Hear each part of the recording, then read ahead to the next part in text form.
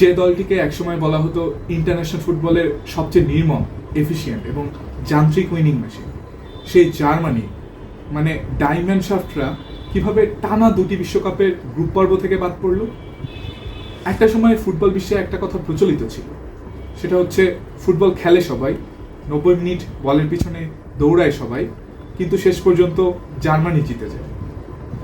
রোবটের মতো ফুটবল খেলা এই দলটা কি হলো গত এক দশক ধরে, যে তাদের কোনো ট্যাকটিক্সই কাজ করছে না?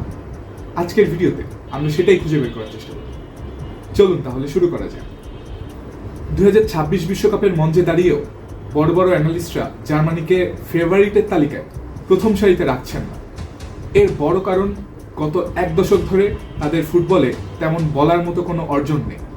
একটা সময় জার্মানি নিয়মিতভাবেই কোয়ার্টার ফাইনাল, সেমিফাইনাল কিংবা আমরা দেখেছি রানার্স আপ এবং 2014 বিশ্বকাপে চ্যাম্পিয়ন হতেও, কিন্তু তারপর থেকে জার্মান দল যেন খেই হারিয়ে ফেলেছে। জার্মানির গত দুটি বিশ্বকাপের ব্যর্থতা আসলে কোনো ব্যাড লাক ছিল না, ওটা ছিল একটা ট্যাকটিক্যাল সুইসাইড। জোয়াকিম লোর শেষ সময় এবং হ্যান্সি ফ্লিকের অধীনে জার্মানি মূলত ভুগেছে দুইটা tactical blunder, the lack of a true number 9 আর হাইলাইন ডিফেন্স। প্রথমটা নিয়ে যদি আমরা কথা বলতে চাই, মিরোস্লাভ ক্লোসা যখন থেকে অবসর নিলেন তারপর থেকে জার্মানি কিন্তু তাদের ট্রেডিশনাল নাম্বার 9 খুঁজে পায়নি, এবং পেপ গার্দিওলা যে সময় বায়ার্ন মিউনিখের দায়িত্ব নিয়েছিলেন সেই সময় পুরো জার্মানি জুড়ে একটা আলাদা রকমের রেভলিউশন তৈরি হয়। রেভলিউশনটা হলো তখনের জার্মান দলগুলো বেশিরভাগ ক্ষেত্রে পেপ গার্দিওলার ফলস 9 কিংবা অ্যাডভান্স প্লে মেকার থিওরিটা অ্যাপ্লাই করা শুরু করে, যে কারণে তাদের ঘরোয়া লিগ থেকে একে একে বড় বড় স্ট্রাইকার বের হওয়া বন্ধ হয়ে যায়। আমরা দেখেছি যে মারিও গোটসে, থমাস মুলার কিংবা কাই হাভার্টসের মতো প্লেয়ারদেরকে স্ট্রাইকার হিসেবে বিভিন্ন সময় বিভিন্ন কোচেরা চেষ্টা করে গেছেন, কিন্তু তারা কেউই সফল হন নাই। তার কারণ এরা কেউই আসলে টার্গেট ম্যান না। জার্মানরা এক সময় টার্গেট ম্যান ফোকাস খেলা খেলত।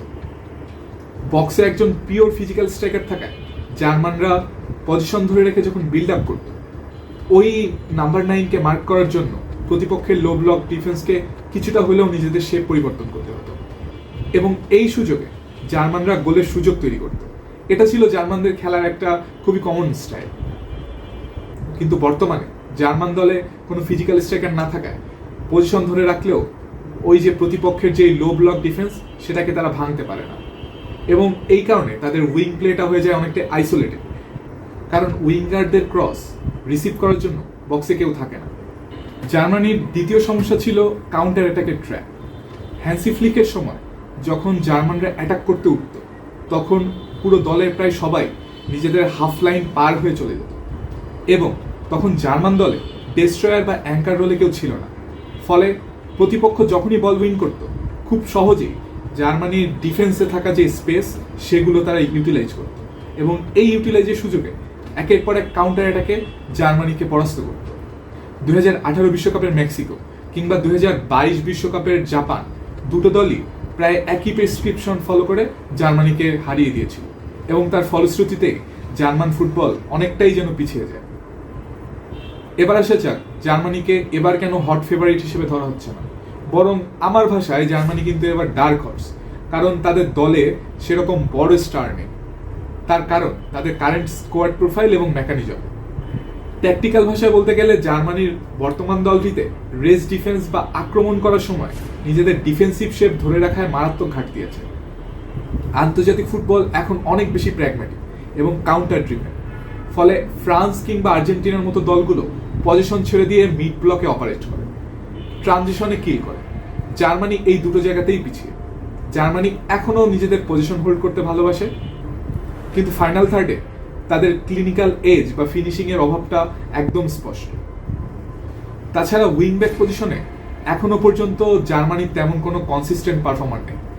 আমরা যদি জোশুয়া কিমিচকে মিডফিল্ড থেকে রাইট ব্যাক পজিশনে শিফট করি তাহলে মাঝমাঠের কন্ট্রোল কমে যায়, আবার তাকে যদি রাইট ফ্ল্যাঙ্ক থেকে মাঝমাঠে নিয়ে আসা হয় তাহলে রাইট ফ্ল্যাঙ্কে 1-to-1 সিচুয়েশনে অনেকটাই এক্সপোজড হয়ে পড়ে।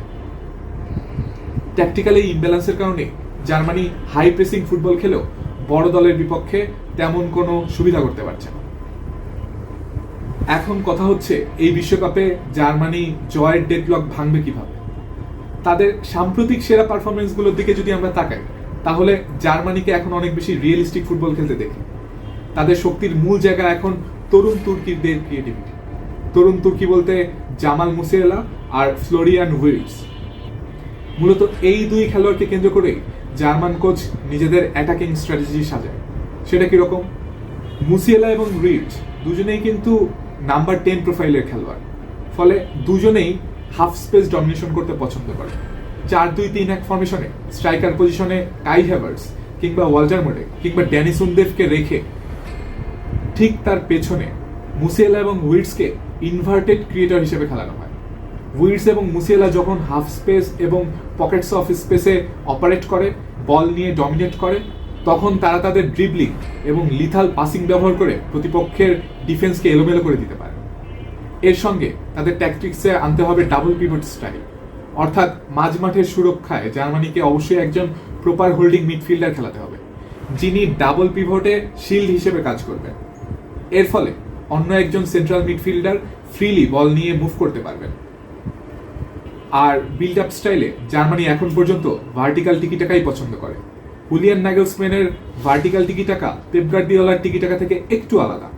পেপ গার্দিওলা সাধারণত সাইড ওয়াইজ পাসিং করেন, ডাল পজিশন প্লে থেকে আস্তে আস্তে করে প্রতিপক্ষের বক্সে যান। হুলিয়ান নাগেলসম্যান এটাকে ঠিক কপি করেন না।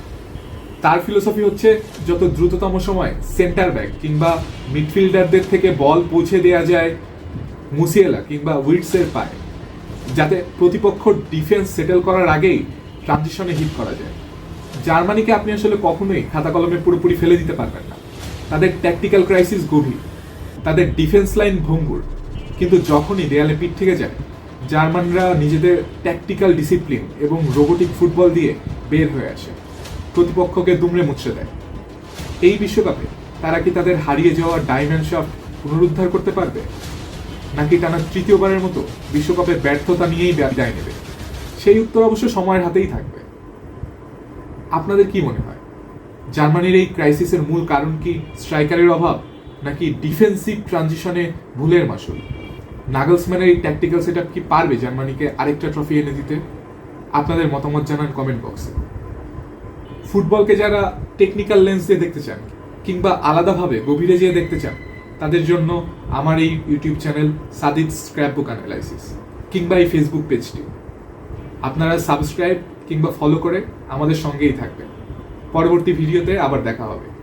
ধন্যবাদ।